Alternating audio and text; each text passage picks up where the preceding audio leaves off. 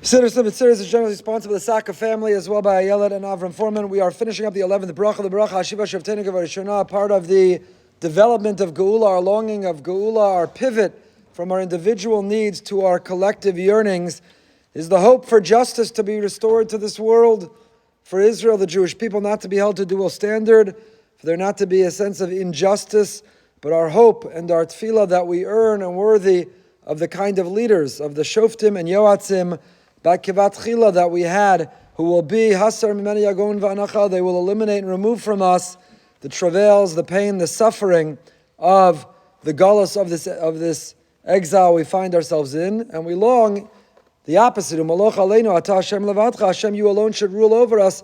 Bechesed u'verachamim v'tzadkenu b'mishpat. We mentioned last time, Chesed is in this world the fact that Hashem sustains us. Rachamim is in the next world. It was pointed out that's Meduyuk in the beginning of the Amida. We say, Mechalkel Chayim b'chesed, you sustain the living with Chesed, and Mechalkel Chayim b'chesed, Mechaye Mesim b'rachamim. So Chesed is the living, and Rachamim, Mechaye Mesim, is in the next world, or you're bringing the next world back into this world. V'tzadkenu b'mishpat. So what does that mean? V'tzadkenu b'mishpat, Hashem, you bring tzedek, tzedakah, into mishpat, and indeed that is the way that we conclude the bracha, acknowledging you, Hashem, are Oev, you love those who are committed to tzedakah and mishpat. So to really understand the conclusion of this bracha, the last words and the actual bracha itself, we have to know what is the difference, what is tzedakah and what is mishpat. So the truth is, it's very unusual. Hashem is unique in this way. All other people, basar v'dam, human beings, can't rule with chesed and rachamim. Why not? If you try to set up a society that has too much mercy and compassion and kindness, too much understanding and flexibility and leeway, so society will crumble, it will implode. There has to be a system of mercy, of justice rather. There has to be accountability. There has to be police, shoftim v'shotrim titein b'chol sha'arecha. Only HaKadosh Baruch Hu, that's why He is levadcha. He alone can be umloch, can rule over us, chesed and rachamim, without society disintegrating, without people swallowing one another up, be able to live and to be able to sustain, even though there is chesed and rachamim. What's the difference between tzedek, tzedakah, and mishpat? Mishpat is the easier one. What's mishpat? Justice. There's a law, and there's a consequence. We have a rule, and we have what happens when you violate it. We have mishpat. Mishpat is judgment. Mishpat is justice. Mishpat is fairness. What's fair? What's correct? What's the rule? What's on the books? What's the decision? What's the accountability? What's tzedakah? We translate tzedakah as justice, but it's not. What is it? Righteousness. What's the difference between righteousness and justice? Justice is whatever it says on the books. What's the consequence? What's the accountability? What's the rule? What's tzedakah on the other hand? What's righteousness? It is a broader, bigger sense of fairness, not what is fair in the particular zoomed-in rule, but what is the bigger context? What is the backstory? What's really happening here? And what will serve the ultimate purpose, what will do the ultimate good? What is the bigger picture? Tzedek tirdof, the instruction and mandate to judges and justices to pursue tzedek, is not throw the book at them. It's not hear and hold everyone accountable with a strict sense of justice. What is tzedek? Righteousness. Hear, listen. Of course there has to be law and order. Of course there has to be, we fund police who maintain that law and order, judges who hold people accountable, but do so not with the punitive sense of just offering a punishment, but to rehabilitate and to grow and to be able to see the bigger picture of what is happening, to be able to see and to be able to appreciate in a more favorable perspective. That's what Chaim Kanievsky Zatzal, in the name of the Bach, quotes, that's what it means, Melech Ohev, Hashem loves tzedakah mishpat. Mishpat is good.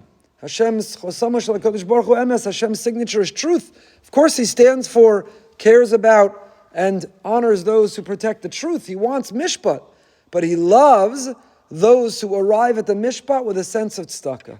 They see the bigger picture, they have a broader perspective, they're trying to accomplish a bigger goal, They're able to judge favorably, to bring tzedakah into the mishpat. Melech Ohev, Hashem loves that. What do you mean He loves that? He loves doing that? He loves seeing that in us. When we live our lives, and we don't judge someone on the surface based on what we see, but we want to hear their story. We want to understand the background. We want to have the bigger context and the bigger perspective to whatever just happened. They walked by us in the supermarket, they didn't say hello. They walked by us in shul, they didn't say good Shabbos. Do you know that they have 4 kids at home with the flu and RSV and corona, and they're running into the supermarket to pick up the medicine? So the mishpat would be, you walk by me, you didn't say hello, I'm not saying hello to you ever again. We're done, we're not talking, I've written you off. Mishpat. You walked by, you didn't say hello, I don't say hello to you. The tzedakah in the mishpat is, that's not like them. That's not the person I know. I wonder if there's something more going on. I wonder if there's a bigger picture. I wonder if there's a backdrop, a background, the context, if there's more to the story. Can I judge favorably? Can I apply tzedakah to this mishpat? And when Hashem sees us do that, He's oev tzedakah mishpat. When He sees us in that way, then He judges us favorably as well. He reciprocates that midah, that quality, that attitude. When we bring it, He reciprocates it. What's our challenge in living that way? What do we lack? Hashiva, Shofteinu kavarishona v'yoatzeinu kavatchila. We're lacking the judges and the advisors. We're lacking the motivators and the sources of inspiration who can guide us to live that way, to judge favorably. Pidan lekav schus. Before the Geula, we don't have those kinds of judges. We're orphaned from those kinds of leaders. So we ask HaKadosh Baruch Hu, tzadkeinu b'mishpat. Even though we struggle to judge favorably, judge us favorably. And when you do, this is the pasuk in Yeshaya, Tzion b'mishpat tipada v'shaveh b'tzedakah. Tzion, Eretz Yisrael, how will it be redeemed? B'mishpat. We have to hold accountable. We have to have justice. We have to have rules. We have to have law. We have to have order. But shaveh, how will we bring those who are held hostage home? B'tzedakah. When we can overcome our instinct to think the worst, to assume the worst, to always see ourselves as a victim, and instead to see the best and to judge favorably, shaveh will be able to end, to bring hostages home, b'tzedakah. Again, in that pasuk, you see the combination. Tzion b'mishpat tipada v'shaveh b'tzedakah. That's what we're davening for. The Melech oev tzedakah u'mishpat, tzadkeinu b'mishpat. When we demonstrate and exhibit that behavior, judging favorably, seeing the bigger context, HaKadosh Baruch Hu will do that for us, and He'll advance us that next step in the Geula b'meira v'yamin.